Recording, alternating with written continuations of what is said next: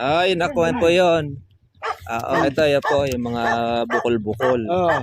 Ang technique po dito, pagka po siya ay nagbulaklak, twice a week, o paparaan lang po kayo ng 2 araw mahigit. Pwede na raw bang spray na pampabulaklak yan? Ito,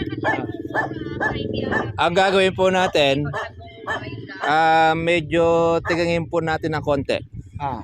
Stressing muna natin. Yung pagbulangin ng konti. Apo, kasi katutubig lang eh. Oo. Para po nun, sa susunod po natin na ito po ay natigang, lalagyan po natin siya ngayon ng abono natin. Tsaka yung pong pinaghalo natin yung puti.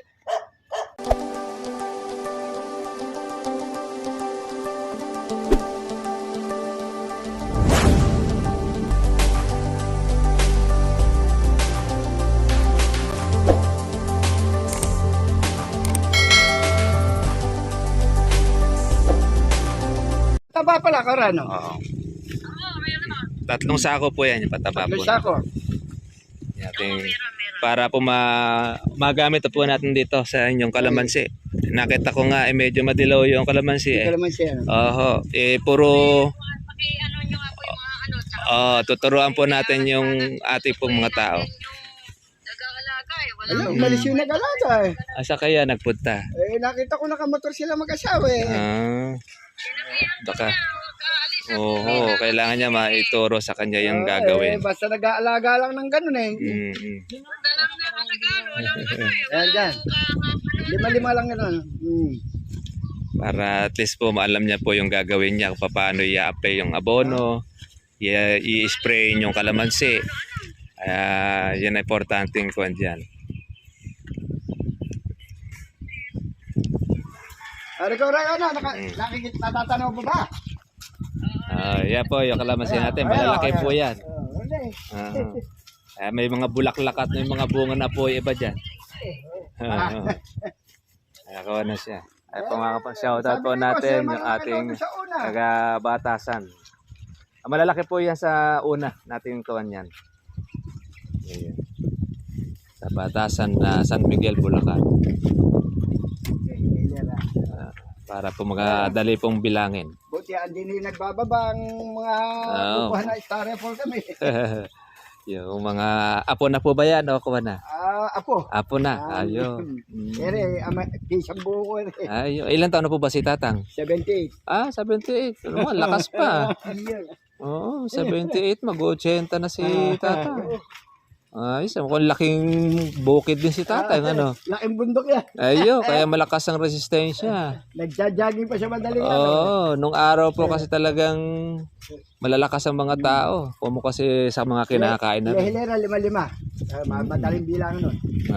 Para pa madali na po natin mabilang.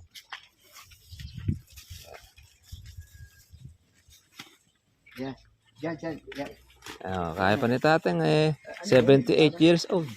Hindi ba rin tumataas yun eh? Hindi po, hindi yan yung kawan. Ang kawan, may bunga yan eh. Ang tumataas dito, yung nandini.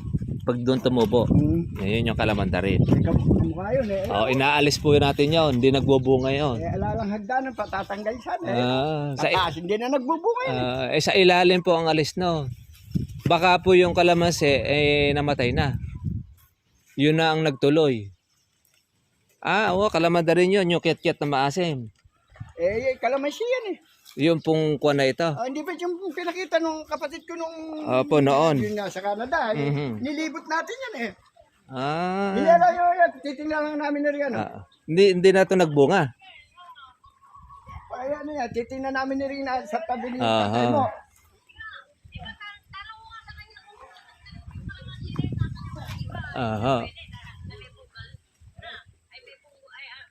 Yung kuha siya, may punggos. Ito, hindi ito kalamansi. Kalamandarin yan. Tumaas na yan? Oo, tumaas na ito, kaya hindi po magbubunga yan. Ano gagawin natin, boss, dyan? Kailangan palitan na lang po ninyo, putulin nyo na lang. Tatanggalin na yan? Opo, tanggalin. Ito talaga kalamansi yan. Di matanda na itong puno na ito.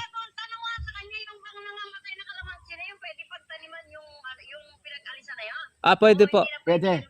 Pwede nyo pong taniman, wag lang po doon sa mismo pong pinagkuhanan.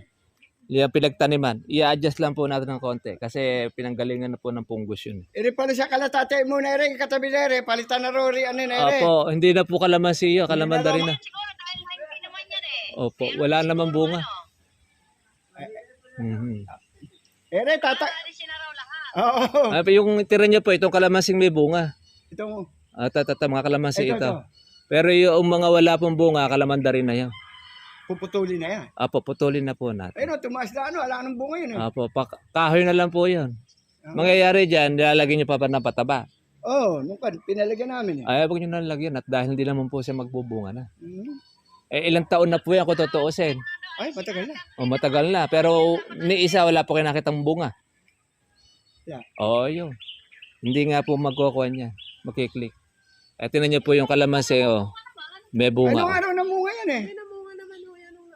Nung Po, ito yung pumatanda na itong kaneta. Kaya lang, yung mataas yan, hindi. Pero dito sa baba na ito, namunga yan. Maraming bunga yan. Ayun nga, yun po ang alisin ninyo, hindi po nagbubunga na yan. Dahil yan, kuwan po yan, yung kit-kit na maasim. Apo. Yan po yung dugtong na original rootstock po ng kalamansi. Ang nangyari dyan, namatay na po yung talagang dugtong. Ito, talaga ito, kalamansi ito, ayan. Ito, may bunga ito. May bunga yan eh. Ayun. Yung kit-kit, Ay, hinog na. kung magbunga yan, once a Tara, year. tara. Once a year po magpububunga niyo. Ayan, marami po pala kayong mga dapurak. Dapurak yan, yung malagkit. Kailangan mo yung putulin. Opo, putulin nyo na yan. Nahahawa pa yung kalamansi ninyo. Ito, namunga ito eh. Ay, nakuha po yun. Ito yan po, yung mga bukol-bukol. Oo. Ang technique po dito, pagka po siya ay nagbulaklak, twice a week o kaparaan lang po kayo ng 2 araw mahigit. Pwede na raw bang spray na pampabulaklak yan? Ito. Ang gagawin po natin, medyo tigangin po natin ng konti. Stressing muna natin. Yung paggulangin ng konti. Apo, kasi katutubig lang eh. Oo. Para po nun, sa susunod po natin na ito po ay natigang, lalagyan po natin siya ngayon ng abono natin. Tsaka yung pong pinaghalo natin yung puti. Para po nun, mabigla ito, mag-produce po siya ng bulaklak. Tsaka po natin ngayon gagamitin yung pong gamot po natin. Konti lang yung bunga na yan. Dito pag-i-spray. muli, ano? Kung nagtuloy sana ito, marami po ito, no? Ano? Nakachempo sana kayo ng 100 kilo. 120 pa nga. 120 pa na dito, no? Sayang. Hindi maabot eh. Pero yung sekreto ng bulaklak, para alam ninyo po ate, dapat dito, 3 o 2 araw lang pagitan, spray na. Hanggang yan ay maging ganito, size. Pag buko na ganyan na siya, pwede na tayo mag-weekly ng spray. Paano po ba ang ginagamit na dito? Chargeable spray? Spray na chargeable. Chargeable. Yan, okay lang po yon. Ito po ang aalisin ninyo. Ay, mataas na yan. Yung mataas na. Ito yung kalamanda rin na nagtuloy. Yung mataas na yun. Yun din yun. Dito nyo po putulin. Putulin nyo na rito. Mamamatay itong kalamansi. Yan. Wag dito. Kasi kakailan din ng abono yan eh. Dapat sagad na rin eh. Ayun. Yun. Ganon din ito. Ayun. Isagad nyo na rin dito. Dito nyo na isagad. No? Yan. Yun na, alisin nyo na eh. Pwede lagare. Pwede gulong. Pwede rin ng gulok. Po, yun na isasagad nyo. Ito. Dito nyo lang puputulin. Huwag nyo sasagad sa pulot. Mamamatay lahat. Dito lang. Yan. Yan. Yung mga anong ganyan. Tapos, pag naputol nyo na, bantayan nyo na dahil tutubo uli yung iba dyan. Tanggalin nyo na lang po ng tanggalin. Ay, may bunga naman yun eh. Kalamansi yan. Yung taas yun. Po, okay lang yan. Kalamansi ito. Ito pa isa. Yan. Ito yung 3 na yan. Makita nyo po yung palatandaan. Mahahaba tinik. May mga tinik ano. Malalapad po dahon. Yan. May mga tinik tere. Hindi na kalamansi yan. Yan yung original na rootstock niya. Ang kalamansi niyan, ere. Ito yung dugtong. Ay, ere. Naiwanan ngayon yung kalamansi. Ito ngayon yung lumalaki. Yan ang malakas kumain ng pataba. Ere, puputulin pala. Tsaka yan. Opo. Ito, yan. Ayan, Dito tsaka- nyo po puputulin tsaka Ayan. ito. Ang may iwan Tatlo. na rin kalamansi na yan. Ito na lang matitira dyan. Marami pa lang nagkikon eh. Opo, yan. Mataas na yan, oh. Alisin nyo po yan, no? Ito. Yan yung mga tinik. Kaya madali nyo pong makilanlan eh. Oo, madali. Ayan, Madali. Oh. Naituro mo na yung may tinik eh. May tinik. Tsaka yung, pasinin nyo po, ibang Ibang- amoy niyan. Magkaibang Parang amoy yun. suha ang Oo, suha. Tapos, mo yung kalamansi. Um, Mas matapang. Magbawas ng yung mga maliliit na sanga na tumutubo. Pwede magbabawas. Yung pong yung po ito alisin ninyo. Yung pong sanga, wag nyo pong babawasan kasi may mga bulaklak. Hayaan nyo lang po. Pagka po wala ng bunga, pwede nyo siyang putulin. Ayun. Pag halimbawa, napitas na, o putulin nyo na yung mga matataas na inaakala nating ayaw mag-productive. Binustra na sa akin kung alin yung puputulin, kung saan yan eh. Opo, isasagad. Ito kagaya nito, kalamansi ito, huwag nyo puputulin ito. Tsaka may bulaklak sa dulo yan eh. Basta may kalamansi gano'n. Opo, mayroon siyang kawan eh. Kaya yun ang... Hindi nila makuha eh. Oo. Ayan niya, no? Pwede pa nakukuha ng mga mamimitas. Nakakaligtaan pa. Madalang pasukin eh. Yung malalabaw mata. Oo. Sa mahal pong nakalamansi eh. Ito, pinutol ito. Oh. Ayun, may pinutol na nga dyan eh. Dito nyo po isasagad. Sagad nyo na rito. Yun. Kasi kakain pa ng kuwan niya. Malaki yung pataba pa yan. May tinik pa rin yung tumutubo Opo, may eh. tinik na pa rin na Tama tumutubo. nga, oo. Para yung kalamansi po ang magtuloy. Tamutol. Oo. Lalo yung puno pagka pantaga.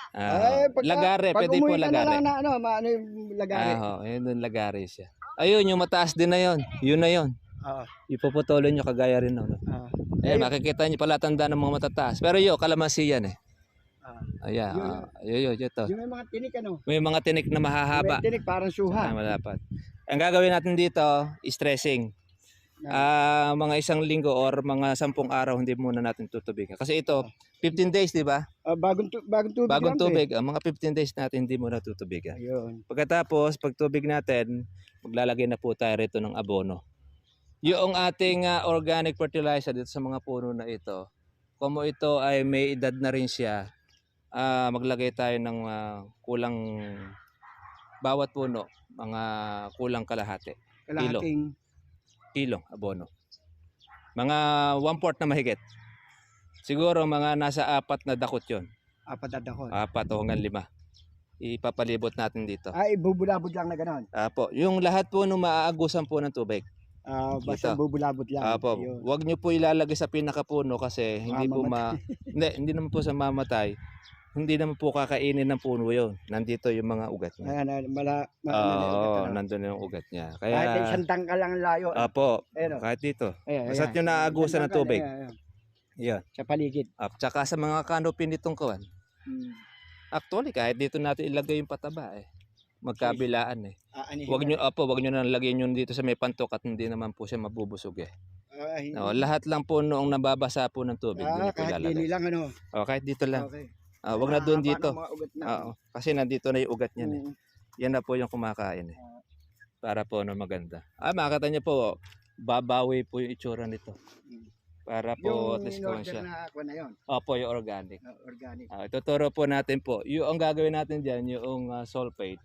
2:1, 2 organic, 1 sulfate. Medyo matagal-tagal nyo na po magagamit dito yan. Organic?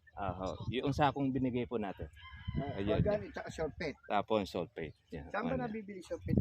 Doon lang po sa mga agri-supply. Ano bang klase ng sulfate? 2100 na yan. 2100. Ano bang klase? Yan.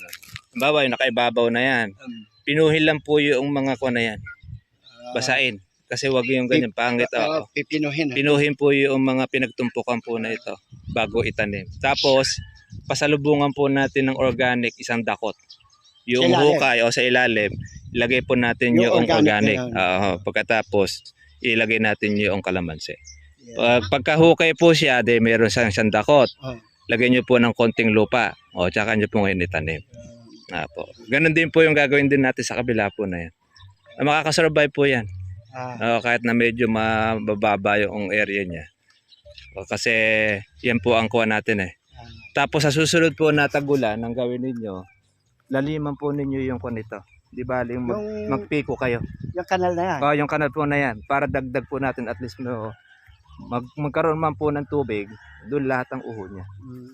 Magkakaroon siya ng tuyo. Siguro ba, baka pati po yung tubig ng kapitbahay nyo lumilipat. Hindi, yan. O sa ulan lang. Sa ulan lang. Pagka nagkasunod Sa ulan yan, lang, isang doon lang drum. nagkukuhan siya. Ano? Mm. Mm. Ayun sana, oh. Ayan, Yung tininan mga namin buko nyo na yan, oh. Pagka po maganda-ganda po yung alaga, mas marami po magiging bunga yan. yan. Hindi lang kayo nakot dahil yung dalawa lang ako niyan eh. Aha. Ayan, may nakalusot naman pala kahit paano. Oo. Ayan, magbibihis po uli yan ng kuha natin kasi yung palang abono natin Ilang ginagamit. taon na Diba? ba yan sa inyo ang pagkakabili? Nasa 3 taon na siguro to. 3 taon na. Oh, 3 years na yun. andito Nung yung tayo kapatid pinagkuha.